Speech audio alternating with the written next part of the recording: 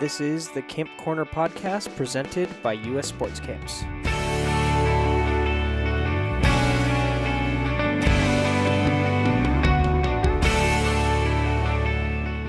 Hello, everyone. Welcome back to the Camp Corner podcast. This is Jack here, joined by Kai Browning, the Director of Esports here at US Sports Camps. Kai, thank you so much for joining us here today. Look forward to chatting with you and appreciate you taking the time to hop on a phone call with me. Of course, Jack. Thanks for inviting me, and I'm always happy to talk about esports. Yeah, for sure. So we are here to talk pretty much why esports, really what it is, what it means, the importance really going forward as, not only as something that's beneficial for kids that we feel and what we're doing here with US Sports Camps, but really kind of what the goal and objective and at the end of the day, why esports. Would love to turn it over to you. Before we get into it, would love for you to kind of give us your background in esports and your own, why esports. Sure, thank you. I got my start in the gaming and esports world about a decade ago. It was kind of before the term esports was really coined yet. It was 2012. 2013 was kind of when I really kind of jumped into it seriously. I started a program at my university. I had this long break in between classes. And so I'd go to the library to do homework and whatnot. And I found out that kind of the back half of the library was a bunch of kids playing League of Legends and StarCraft and, other video games just, again, on the computers at the library. And so I started asking around, like, are you guys playing together? Are you guys, what's the deal? And they're like, oh no, there's this kid that has a flash drive, grab it, install the game, and, just play. And so there I just realized that there's an opportunity to kind of bring people together. Like, all of these kids were not playing together, but they were playing together, if that makes any sense. Like, they weren't in the same game or in the same group, but they were all collectively playing together at the same time in the same vicinity. And so I took it upon myself to kind of create a gaming club on campus. I got the 6 kids to sign up. That was, part of our student body constitution. And then when I left about 3.5, 4 years later, we were one of the largest student-run organizations on campus with over 700 active members. We were holding tournaments annually and big, 24-hour LAN parties, and we had between 5 and 8 competitive varsity and junior varsity teams that competed with other colleges across the nation. And then from there, went into live events, created a trade show, not a trade show, but a convention for video game and tabletop gaming enthusiasts with more tournaments and competitions and opportunities to meet game developers and voice actors and things like that. And then went into the trade show and convention space, really helping non-endemic organizations or organizations that are not actively in esports on educating them on kind of the nuances of esports and how to get involved. And so I've seen a lot from a lot of different angles, but at the core of it, I just love the opportunity to educate the benefits of esports and gaming, positive, healthy lifestyles, and things that we can overcome or accomplish by playing more video games or just focusing more time in gaming and esports. Definitely. Yeah. Thanks for filling us all in. It's really valuable to hear your background and expertise. I know for all of us here at US Sports Camps, we're very thankful to have you on the team here. Would also love to hear, how you kind of got mixed up here with US Sports Camps. What kind of started this whole flame?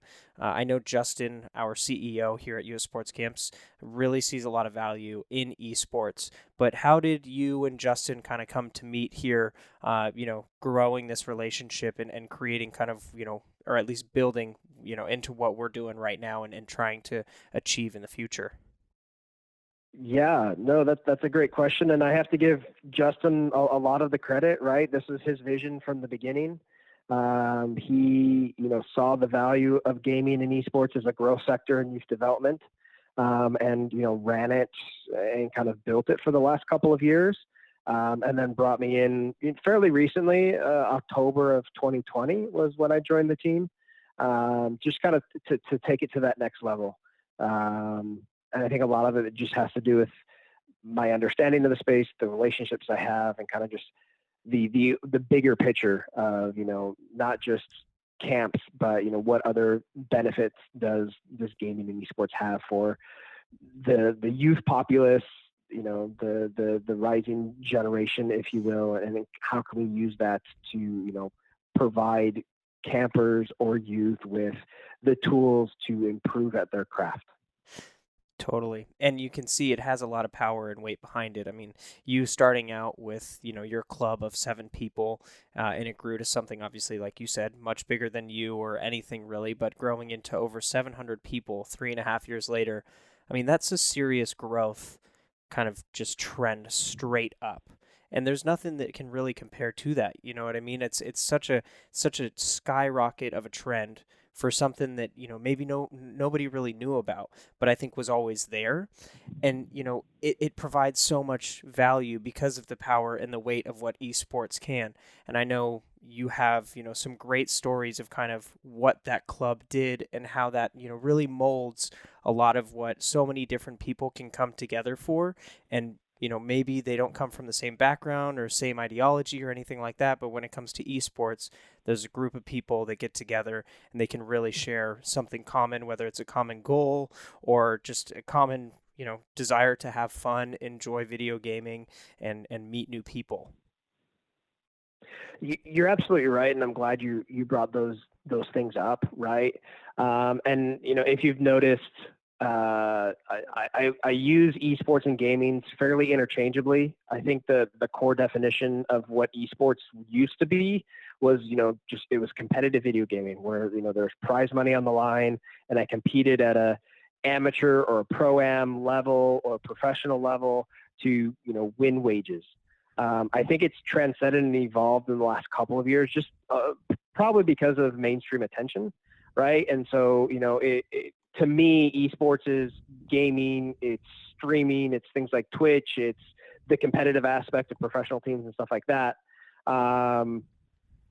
But, if you think about it, video games have been around since the late 70s, early 80s, and we've all played video games, right? Or we all have video games on our phones, Candy Crush, Clash Royale, things like that, Totally. or even just, playing games, Words with Friends, whatever it is, right? Or just playing games, growing up, things like Mario Brothers or Sonic the Hedgehog or Mortal Kombat or Street Fighter. Again, the list goes on of like how long games have been around. And so, you mentioned there was a super rapid growth, right? And it kind of blew my expectations out of the water as well as I saw it unfolding at the university and college level.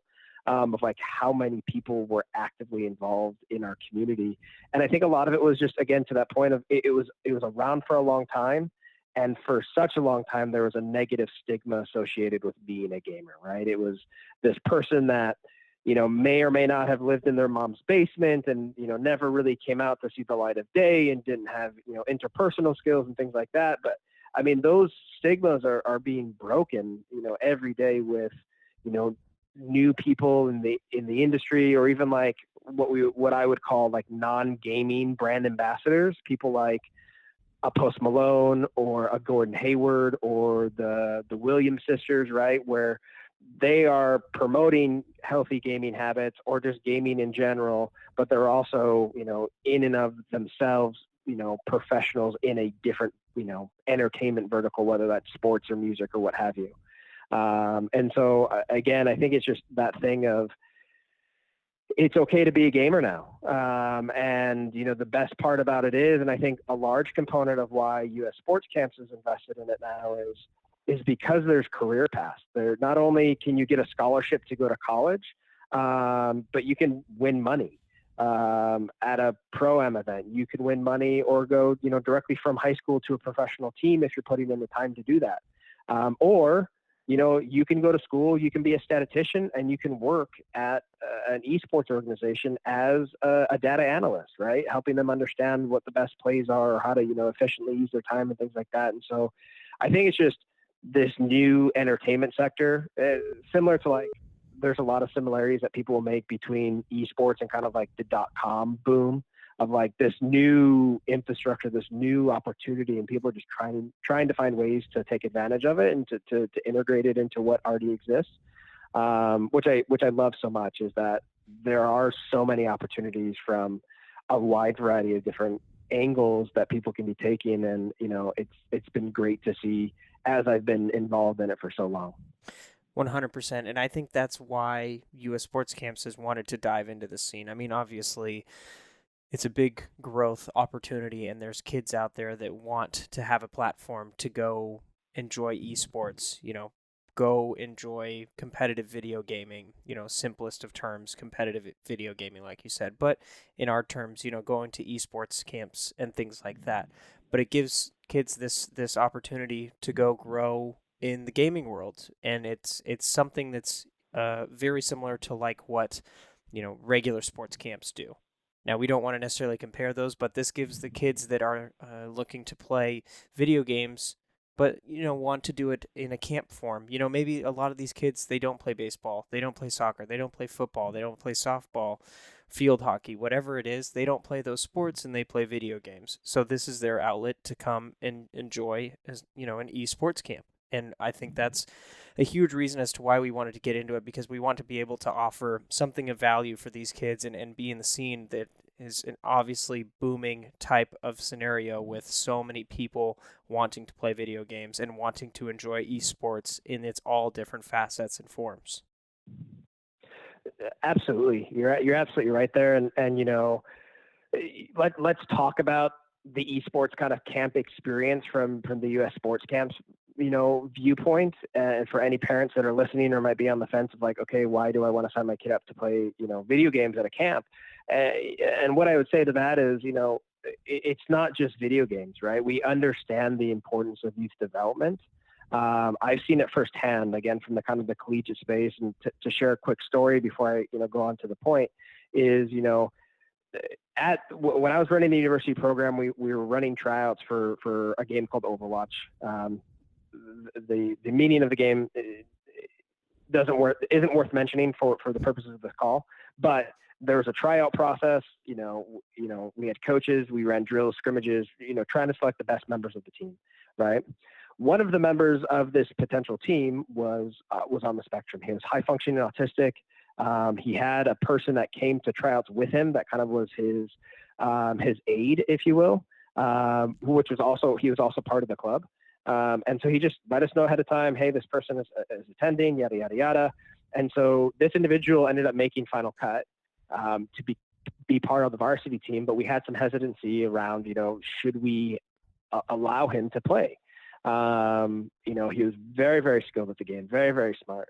And so we just let him and his aide know, like, listen, we want you to be on the team, but there are certain things that you have to do as by being a team member. And, those are things like communication and teamwork and things like that. Like, it's not just a solo game anymore. You're not just playing by yourself with a bunch of random people online. You're playing with a dedicated team that's going to support you. And so you just need to kind of iterate that. And, he said, okay, cool. Like, yeah, I can do it. And it was a learning process, and the team knew as well, like, hey, listen, we're going to try this out. We're going to allow this individual to play on the team. He's going to be learning. We're going to allow him to learn these skills together. And at first it was a little rocky. One of the first things we said is, hey, you need to communicate more. You need to let people know what you're thinking or what you're doing in the game. And so the entire time during practice or during a game, he would be yelling at the top of his lungs, letting people know kind of where he was going, what he was doing. And we're like, all right, that is awesome. Let's, cut it back a little bit. But it was just this learning process. And, I think what was really great is he got to learn the same skills that he would learn otherwise, right? But in a form that he was comfortable in. So I think, at least in my mind, I like to think it stuck a little bit better, that we were creating a positive environment for him to feel included, right? Because I think people on the spectrum or with special needs often feel like they're the outside looking in.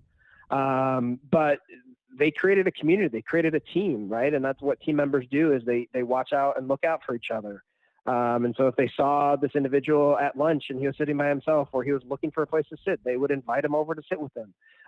Or if, someone saw him in the hallway, they'd give him a high five or whatnot. And so like the relationships and the skills that you develop through video games is no different than any traditional, you know, sport or other camp program, whether that's Boy Scouts or whatever, or again a music camp, or again going on and on.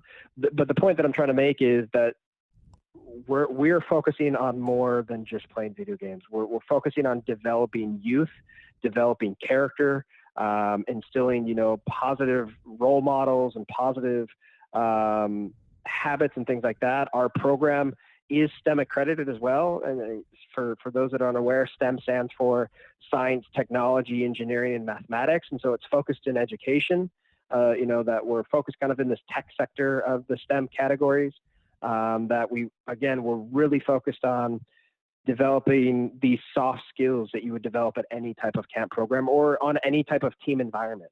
Right. And so that's what I'm really excited about our summer camp programs is again, the fact that it's not just playing video games, to the point, Jack, that you made of like, well, maybe they don't play on a team sport, right? Maybe they don't play on a baseball team or a basketball team, but we're still instilling and teaching those skills to these individuals so that they can become better individuals and better people. Right, totally. I mean, for one, it creates that really scenario where somebody is comfortable, whether they're somebody who just enjoys playing video games, or that's, somebody like you mentioned who could be on the spectrum or special needs. And maybe that avenue of playing video games is where they are comfortable. That's something that is important. And we want to offer that, that scenario to make sure that people are just able to enjoy something that they are comfortable with and can make friends. And, the whole STEM part of this too really builds into that because, like you said, we want to make sure that this is just much more than video gaming, and breaking that stigma that is so hard, to do, but is doing it every single day. Because with STEM, we're teaching communication skills, leadership skills, other, just soft skills that can be developed at sports camps, but we're doing them at esports camps and really providing those life lessons and showing kids, a lot more than just video gaming. It's how everything takes a hold from, a comparison again to sports camps. It's not the exact comparison. You and I have talked about it like an apples to oranges type of comparison. Mm-hmm. But in the reality, a lot of people like to compare, well, why should we do esports camps when I want my kid to go play baseball because I played baseball, or the mom played softball and she wants the daughter to play softball, things like that. But on the flip side of that, if this is where they're comfortable with, and a lot of those same life lessons can be taught in this scenario, it's a no-brainer for these kids to take part in our camps. And with, the STEM accreditation, that builds it so much even further. And going into that, I mean, how do you feel STEM really shapes a curriculum for us with our esports camps? That's a great question. I think a lot of it just comes down to kind of understanding what STEM is, right? It's based in education around certain kind of topic levels, right? And that's kind of the real focus for us as well, is that it's a bigger play. Again, it's not just video games, but it's developing these other skills. But I think the other thing too is like at US sports camps, we're also not just focusing in video game camps, right? Like we have a couple camps this summer for people that are interested in shoutcasting or being like play-by-play announcers for video game tournaments or video game competitions, as well as content creation. So if you want to be someone like a Ninja or a Dr. Lupo or Tim the Tatman type of character or personality, right, is someone that is on a stream and creating videos that go on YouTube and things like that, like there's camps for you. We also have some coding camps. So maybe video games aren't for you, but you're interested in kind of the tech coding kind of component of things, or the computer science component of things. That's great. One of our facilities that we're hosting camps with in California this year, they're also doing like maker fair stuff. And so what I mean by that is like robotics or like building things, contraptions and things like that, where it just is kind of like this 3D spatial awareness of like thinking outside of the box and things like that. So again, I think it's just so important that we don't kind of limit ourselves just to video games, but we limit our we expand past that into other periphery content or periphery topics of esports. And again, I mentioned earlier, kind of video games or gaming and esports is kind of synonymous to me at this point, because it kind of touches so many different things. Right, totally, and it builds so much on what we value here at US Sports Camps with, just again the life lessons, making friends, really just developing all those soft skills to make sure that, at the end of the day, like we're enjoying esports and we're enjoying sports camps, but we're wanting to build off of that and make an impact on these young kids' lives as we move forward. And again, video gaming and esports is the perfect place to do that. And it's just such a powerful part of I think society right now, and it gives so much value to so many of these kids, and even kids that like aren't going to camps. I mean, me personally, I'm not of age to go to camp. I wish I could, that'd be cool, but I'm not of that age. And esports, has a lot of terms and things that go with that, but simply put, video gaming, whether it's competitive or not, provides these avenues for kids to, develop lifelong friends, meet new friends, develop their communication skills, develop more relationships, rekindle relationships. I mean, for me, I've rekindled a relationship over this past year with friends that I had lost touch with, that I was good friends with from back home, elementary school, middle school, high school, went to college, lost touch. Now, for instance, COVID hit. We've been staying at home, playing more video games. Call of Duty Warzone has kind of become my thing, and two of my friends play it, and we've completely rekindled a relationship because of that. I talk to these guys now maybe once or twice a week, maybe more than that sometimes, and we'll play Warzone for a couple hours. We've rekindled relationships that were, pretty much dead, non-existent anymore, and now I get to have that experience of being back, communicating with them, enjoying, hearing about how they're going, whether it's personal, not personal, and just communicating in game too. Just being able to chat with friends and know that you're chatting in a safe place with friends that enjoy hanging out with you, enjoy talking with you, is such a powerful part of what we try to do. Yeah, and I love that you said that and shared that experience, right? I think COVID definitely flipped the world upside down. And I think one of the industries that really kind of succeeded out of all of this was the video game and esports and gaming communities, right? And I think there was a lot of people that were kind of on the fence about gaming, or kind of were casual gamers or what have you, right? But they've taken it more seriously or gotten more involved or explored it a little bit more because their normal form of entertainment, whether that be basketball or movies or what have you, it kind of was put on hold due to the pandemic. And so I'm right there with you, right? Like the beginning of the pandemic, middle of the pandemic, I don't really remember when it was because all the days kind of blur together. Yeah. But I started an online D&D game with some of my siblings and some childhood friends. And, we would get together maybe once every other year, like when we would get to see everybody at the same time. But it got to this point where we were playing once a week. Our wives, the campaign's over, but our wives have kind of just let us have Thursday night, so tonight in this instance, be game night. And so I can hang out with my siblings and my, again, childhood friends that, again, I have, one that lives in Idaho, a friend that lives in South Carolina. I live in Missouri. I have a brother that lives in Utah. And so the fact that we're literally all across the U.S., but we are able to get together, albeit virtual, right? But we get together and hang out and just kind of shoot the breeze and play a game, either, get serious and try hard, or just play a game just to hang out and just to kind of catch up and be involved in each other's lives. Like, it's done wonders, especially in a COVID world where we haven't had the opportunity to kind of get together, do happy hours or parties or whatever it is. Like, that has filled that void, a certain part of that void for me, right? And I think it has as well with a lot of other people. Again, video game and esports, it doesn't have, like gaming specifically, doesn't have to be super competitive. Like, there are social games out there like Jackbox or like Among Us. Like, my mom, who would not be considered a gamer, she plays Among Us probably once or twice a month, right, with all of the other siblings. And like my dad also plays, and my dad is not, technically literate. Like he barely knows how to use a phone, but he's learned enough to be able to play Among Us with us, which is it's just a fun experience. That again, that type of medium is connecting people in ways that people just didn't think about. Which again, why I love the gaming sector. Because at first it was kind of serving this underserved community of people that just weren't recognized, these introverts and whatnot. But again, with people like HyperX, I mentioned their brand ambassadors, their non-gaming brand ambassadors before, but they have like Juju Smith-Schuster, Gordon Hayward, Post Malone, the Williams sisters. Those are all their brand ambassadors. So they're really trying to push this narrative that we're all gamers. Like it doesn't matter what you do. At the end of the day, we can all play games. Very similar to like, music, right? Like someone just doesn't say, well, I just only listen to music. Like that's my only entertainment factor, like my only entertainment medium. That's all I do.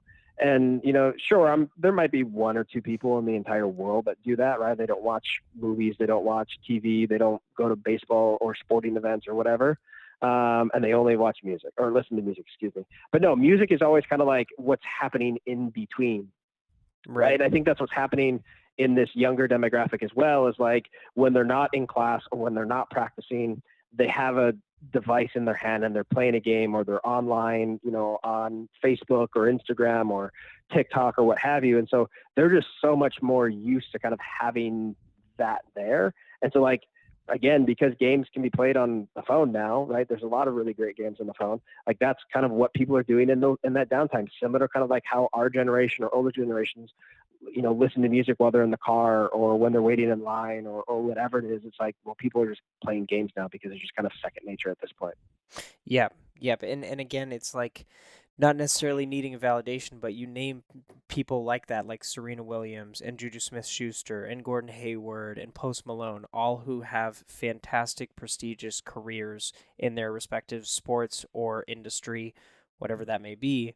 Them putting their name behind HyperX's campaign of "We Are All Gamers" really is no joke. And those people don't just put their name behind anything. That's not that it, again, needs any kind of validation, but if someone feels the need to find that, that's got to be it, because there's no reason for somebody like that to really think that they need to put their name behind it. If they truly don't believe in it, truly don't want to be a part of it, and truly don't see the growth in it, they wouldn't put their name there. So I 100% think that that's so important for people to understand.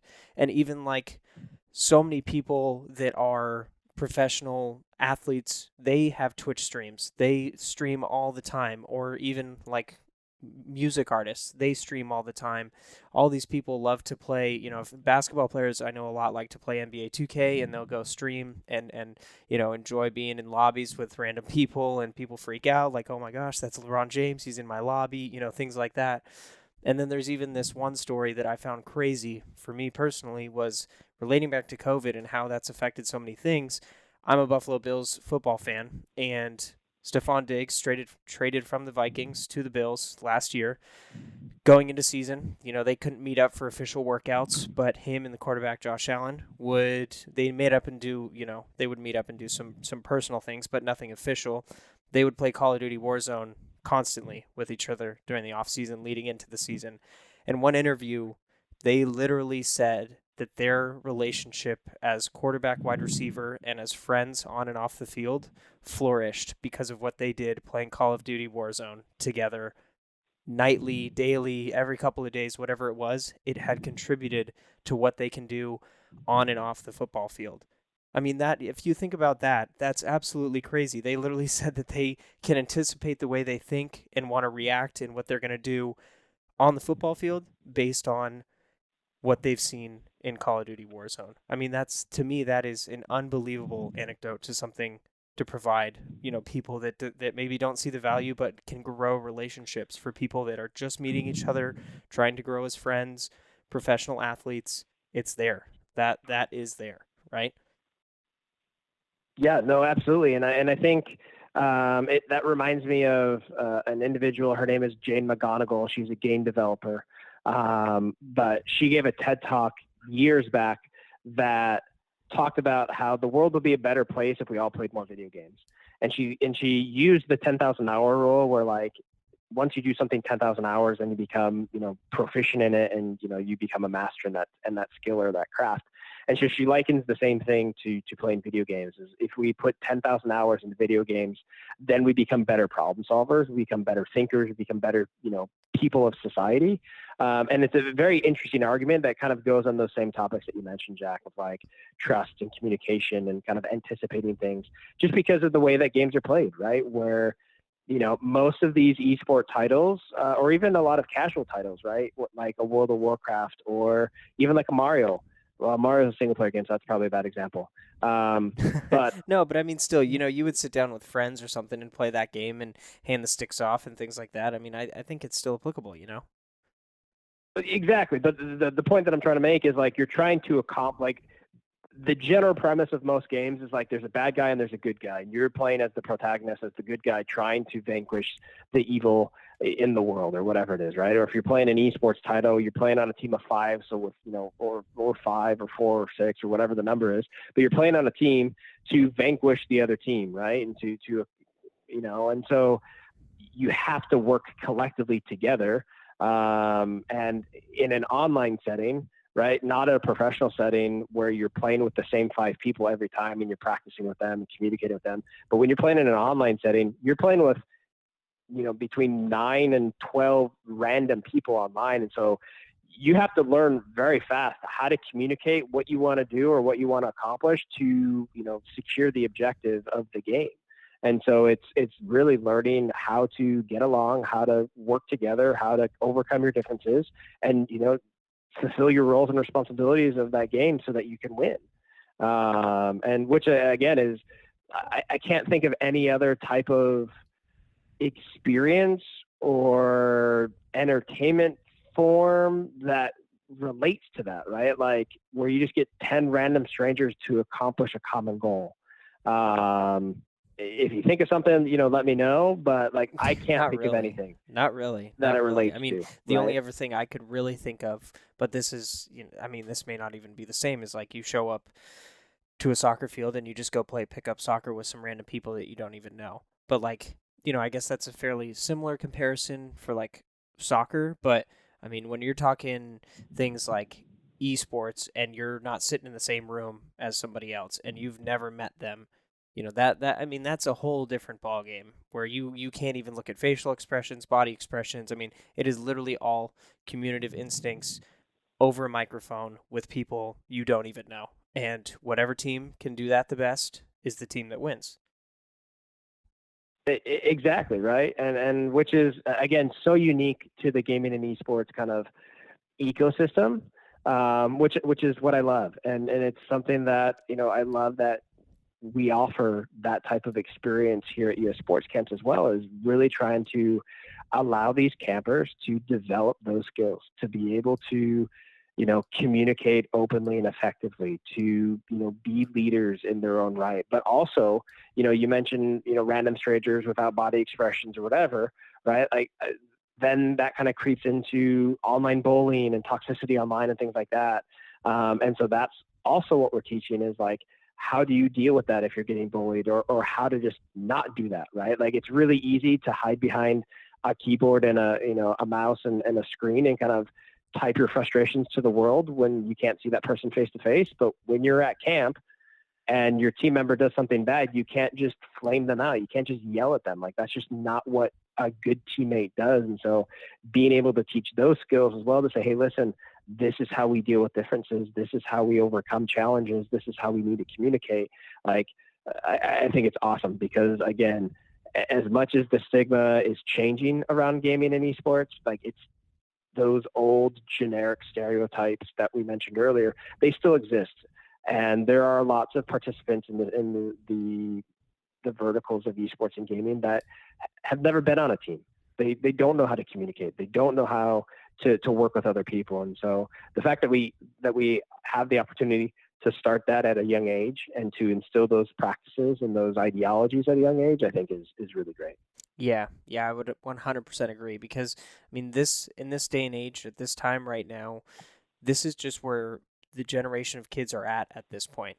Like you said, they've got a tablet in their hands if they're not at school. Well, even I mean, right now with COVID in school, they've got a tablet in their hands. But legitimately speaking, going to school, coming home, maybe they go play. They do a baseball practice or something, or they're out with friends, and then they come home and they've got their phone, they've got their tablet, they've got their laptop. I mean, this is just part of it. And usually, when doing so, they're jumping on and, like you mentioned, they're playing something as simple as Candy Crush, Temple Run, Fruit Ninja, whatever those fun games have been in the past is just part of what this generation of kids is doing, and they're communicating with friends that way. And they love to talk about it at school. They love to set high scores, and that's nothing new, right? I mean, this has all been here. It's just taking on a Yep. new form. And like you said, I think COVID has really sparked that and in a sense really made this something real and very, very valuable for kids to grow as as adults, as growing into adults and becoming strong human beings moving forward in life, right? Yep. Yeah, and I don't think COVID grew esports, right? Like I think esports is on its own path, trajectory before that, but I definitely do think that that COVID kind of accelerated that growth just because there was no other entertainment platforms readily available, Definitely. right?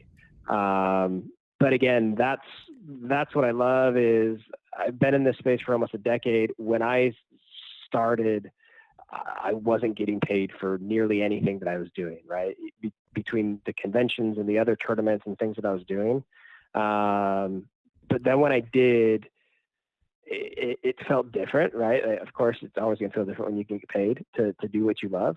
But I think that's what should be very encouraging to parents looking into this space and kind of getting involved. I actually had an old colleague reach out to me and said, would you be fine if I connected you with this mom?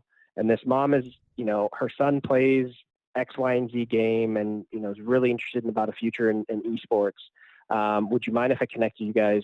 Because they don't understand it, but they want us to be able to support it in any way that they can. And I think that there's a lot of parents that are in that kind of feeling or in that kind of world, right? I don't really understand esports. I don't think I ever will, but I want to support my kid because that's what we all want to do. If you are a parent, I'm a parent, and I want to support my kids in whatever their ambitions are. But it's just it's unknown. And there's not a lot in the youth development sector right now. The youngest that, most things are starting out is kind of like the high school level into colleges. But again, that's what we're trying to remedy here at US Sports Camps, just providing opportunities for younger youth. But again, the fact that there is an opportunity is leaps and bounds of where we were when we originally started. Esports started in 2012, 2013, 2014. That time frame. And so, again, to parents, there's a future here. Like it's not going away. People keep investing money. There's new players every day, but there's more colleges. There's more colleges offering scholarships to full ride scholarships or even half ride scholarships to go to university and play video games. So like that was unheard of 5 years ago, 6 years ago. There are, very well-paying jobs, 5, 6 figures for people in the gaming and esports sectors.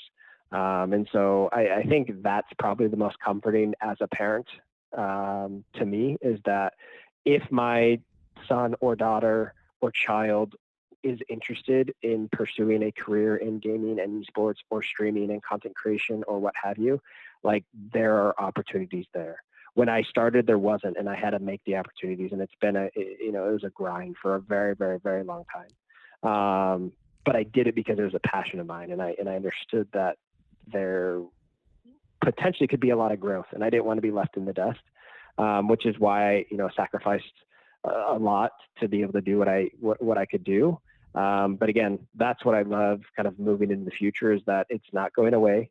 It's only going to get bigger and it's only going to stabilize. It's been a Wild West for a long time. It still is in some instances, but there are processes that are happening. There are standards that are getting set.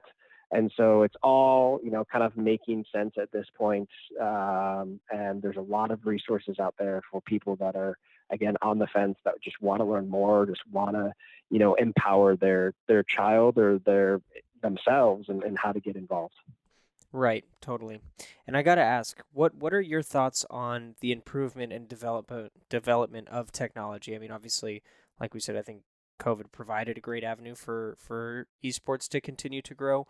But wouldn't you say that the improvement of technology over the past years and how that affects the gaming world with Xboxes and PlayStations and PCs and all those other consoles, I mean, that's really affected the way that esports can really thrive, wouldn't you think? I think so, and I think more importantly, you have game publishers like Epic Games that are really trying to push the envelope of like cross-platform ability, which might be a made-up word, but in essence, what it means is like if I play on a PC, I can play with somebody on a PlayStation, or I can play with somebody on an Xbox, or I can play with somebody on a Nintendo Switch, right? Like previously, that didn't exist. Like there was, there were lines drawn in the sand, very, Right. Well, they're removing the limitations. exactly, right. And so I think that's helping, right? Is being able to, well, Timmy has an Xbox and I have a PlayStation and we can't play together. But if I play, Fortnite or Rocket League, which are both owned by Epic Games, it doesn't matter what we play on, we can play together, right? And so, it really lowers the barrier to entry, especially if like, oh, hey, Jack, I'm really enjoying this game. I want you to play. And like, oh, well, I can't because I have an Xbox and it's not a PlayStation title, right? Like that really limits kind of the growth of either casual gamers or whatever, right? Like I don't have to go out and buy a $500 or $1,200 computer to play a video game, right?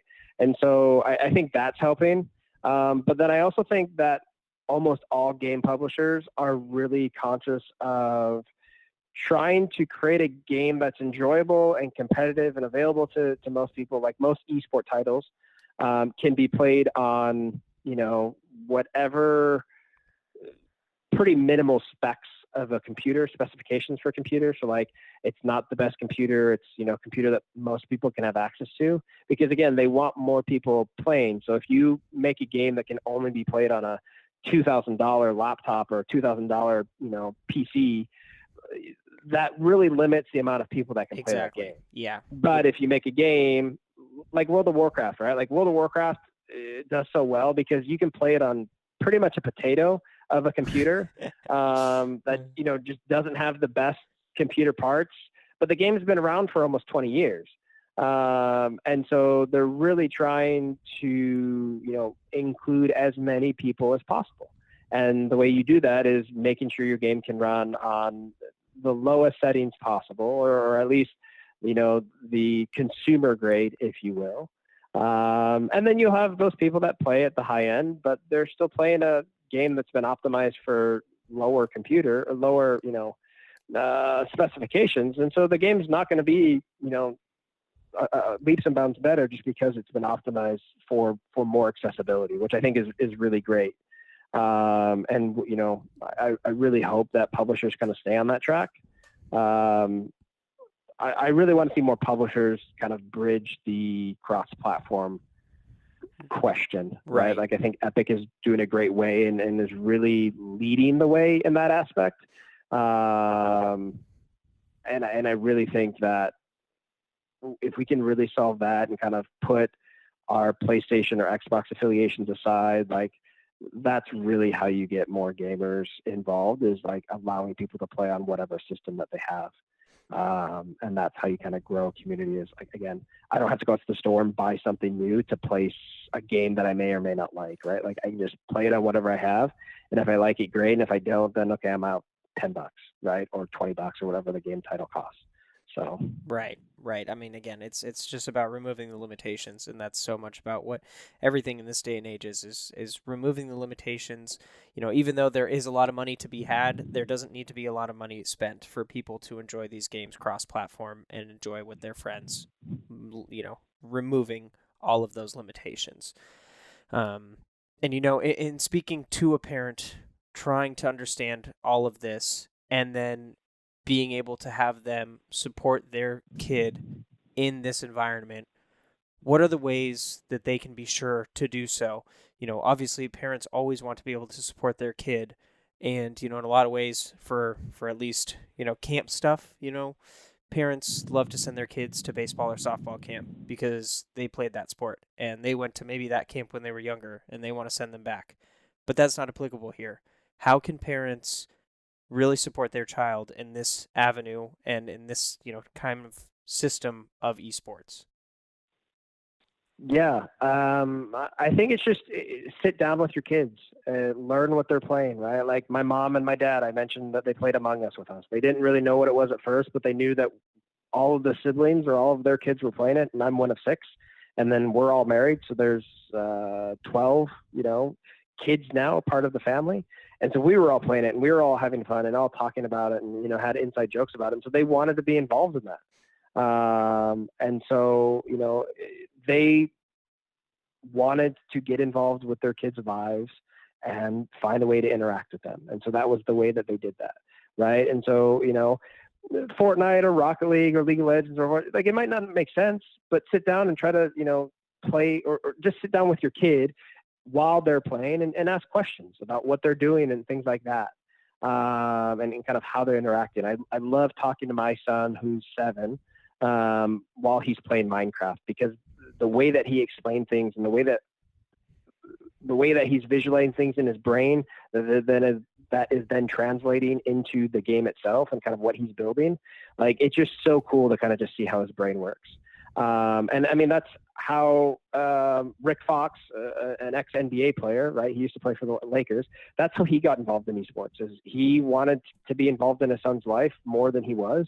His son was playing a ton of League of Legends, learned a little bit about it, learned about the competitive scene and kind of the professional scene of League of Legends, and ended up investing and buying a team in the kind of the professional scene of League of Legends. And it kind of flipped that entire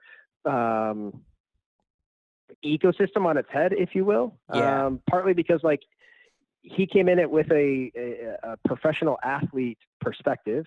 And, these kids were going to bed at 2:00 in the morning, waking up at noon, eating garbage, whatever. And he's like, no, we're going to bed at 10:00 at night. We're waking up at, a normal hour in the morning. We're eating breakfast. We're going to the gym. We're working out, because he understood that there are other things at play that impact your overall performance than, just playing the game. And so, again, back to the question at hand is like, if you're a parent, how do you get in? What do I do? Again, I would sit down with your kid. I would sit down while they're playing, ask questions. If the game's not hard, try playing a game, or even just play the game, even if it is hard, right? I had an individual message me and said, hey, just to let you know, my son wants to sign up for Fortnite camp, and so he taught me how to play Fortnite. I still don't understand it, but it was a ton of fun just to play with him and just spend that time with him and get yelled at, yelled at in quotes, right, by him because I wasn't playing the game correctly. And I was Right. going through Fortnite and commenting on everybody's skins and what their costumes look like and what my favorite ones were. Like, that was her experience. Was like, she was playing the game terribly, but she really enjoyed it because of all the different characters in the game. And I just thought that was just so funny that was how she interacted with her kid. That's how she learned more. And she still doesn't understand how to play Fortnite or the importance there, but she understands that it's important to her child. And she Right. wants to provide the best opportunities for that child. And so, again, we have a wonderful opportunity here at US Sports Camps with our esports camps programming. There's other things out there, right? But again, for the topic at hand, look into esports camps, right? Look into that summer camp experience. We have physical camps, fortunately, with COVID still out, but we also have virtual camps. And so maybe there's not a physical camp in your area. There is definitely that virtual camp experience where they can play from home and still learn the exact same things, but just in a virtual setting as opposed to an in-person setting. Right. Totally. Totally. I mean, going to an esports camps with us is a great way to do it. Again, working on that mental toughness, the goal setting, like you said with Rick Fox and his value he saw there, the health and nutrition, the exercise and stretching, the whole shebang comes together and it creates this beautiful environment for these kids to still flourish and have a good time and enjoy video gaming in a very comfortable and accepting situation and environment. Absolutely. Yeah, Definitely. Well, Kai, anything else you would like to say here on this topic? I think we're about ready to really wrap it up. Is there anything else you want to say to parents or to any of the kids out there listening? That if you're interested in learning more about esports camps here at US Sports Camps, you can visit us at ussportscamps.com /esports and see where all of our camp offerings are. As well as, if you ever have any questions about esports, you're more than welcome to email us. I'm happy to answer any questions that any parent might have or any, kid might have about convincing their parent to let them sign up. And you can do that at esports@ussportscamps.com. Perfect. Fantastic. All right, Kai. Well, thanks so much. Everyone out there listening, just like he said, we got camps live, we have virtual, we have in-person coming up. Got a lot of great offerings coming this year. Really excited to be in this space. Visit our website, ussportscamps.com. Call us, 1-800-645-3226. Happy to help you out. Happy to have the conversation. And truly thrilled that we had this talk here, Kai. I really appreciate you jumping on the phone with me. No, thanks for having me, Jack. I always love talking about esports and love educating parents about esports. Again, it's something that I'm passionate about, and thank you so much for having me. Yep, appreciate it. All right, we'll talk soon, and have a good rest of your day. Thanks.